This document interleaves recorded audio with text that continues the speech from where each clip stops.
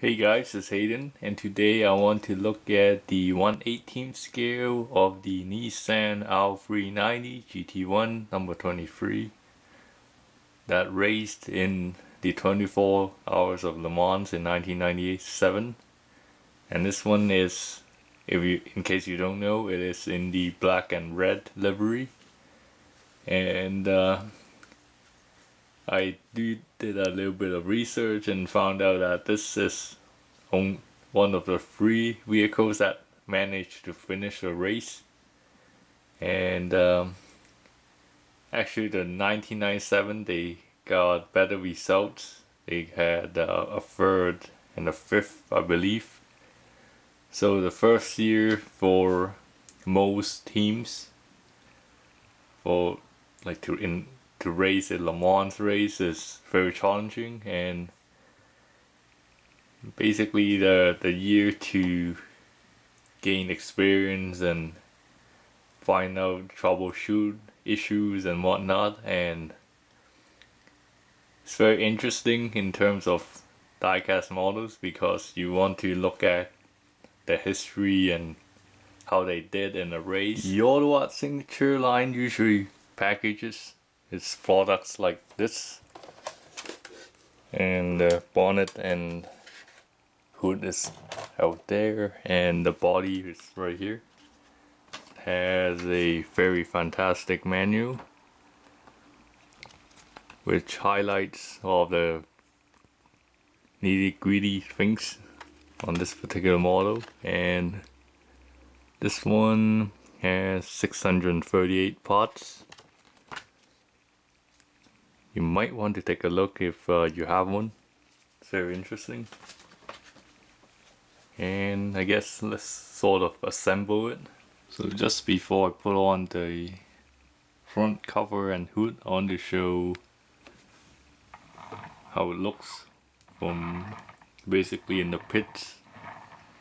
It has a monocoque design.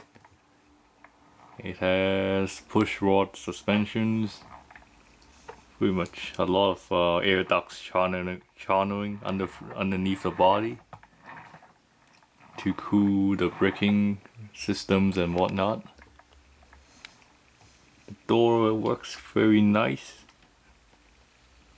It's a lot of gimmicks there. You can see the driver's seat, it's very nicely done. And I guess the main juice of this model is the engine. It's 3.5 liter V8, which is turbocharged to make about 640 horses. You can see the back diffuser. Looks really intricate, and it has multiple levels of parts.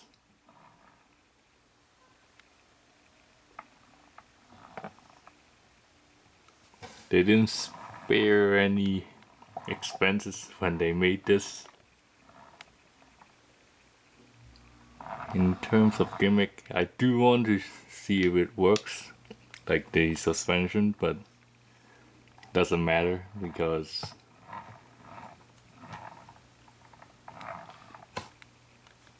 plus it's rather unsafe. Having the hood and the front assembled looks very rather British, because after all it was designed in Britain. And it's very interesting to look back at the late 1990s because of the particular class GT1, because many teams that sort of take advantage of it by basically producing one example, and like basically it, like when you look at it, it's very fascinating, but sort of hard to comprehend in a sense, because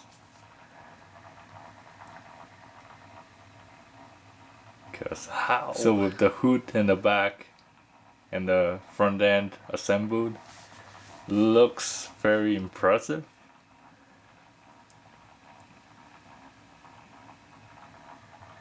It's sort of like a Group C car back in like late 1980s, and they actually decided that that class is just outrageous. They have like 900, like 800 and 900 horses, and they are very dangerous. So they, in exchange, they improved it, and they slashed it and turned it into a GT1 class. And GT1 is it hold on for a couple of years, and eventually turned it into Le Mans prototype, like LMP1 and 2 and 3 and so on. And GT was just so that they can fit it into the mass-produced class, just so they can race in it. And as a matter of fact, every single team in that era sort of took advantage of it and produced their own one-off vehicles, like from Mercedes, Porsche, even Toyota. To be honest, I rather like the 1998 version, because it had a longer in length to a long tail version, and it actually took a podium position, which is pretty cool. This one, guess it is a great stepping stone for Nissan, just so they can proceed further. So what do you think of the front end? It for me, it sort of resembles a F40, the headlamp. It's very squarish, and I don't know, it doesn't look Japanese at all, to be honest, because it was designed in Britain. Get a closer look.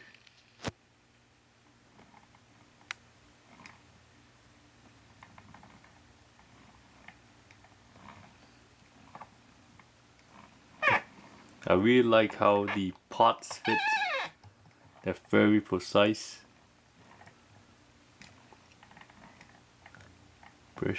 Bridgestone.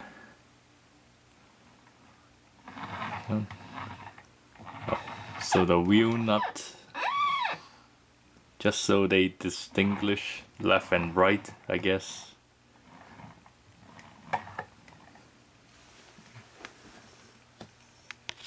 The back looks pretty cool, even the vinyl there.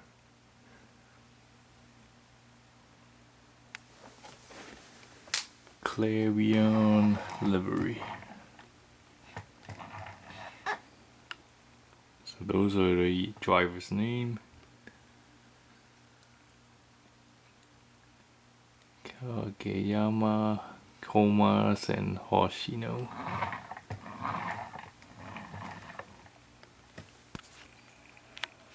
Quite like to sum it up, this R390 is rather special because Nissan doesn't make midship vehicles often.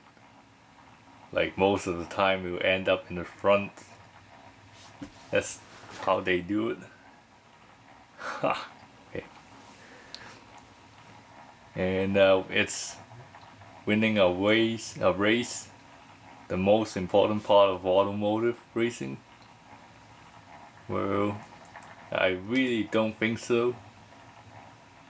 Like every single race car had its moment, either good or bad, or worse, you just accept the way it is. And this R390 definitely showed me that. And race car models does make some people go mad. Like I would go on and searching where it raced, what place it play, like what place did it get, and it's rather interesting review. So I'll see you guys next time.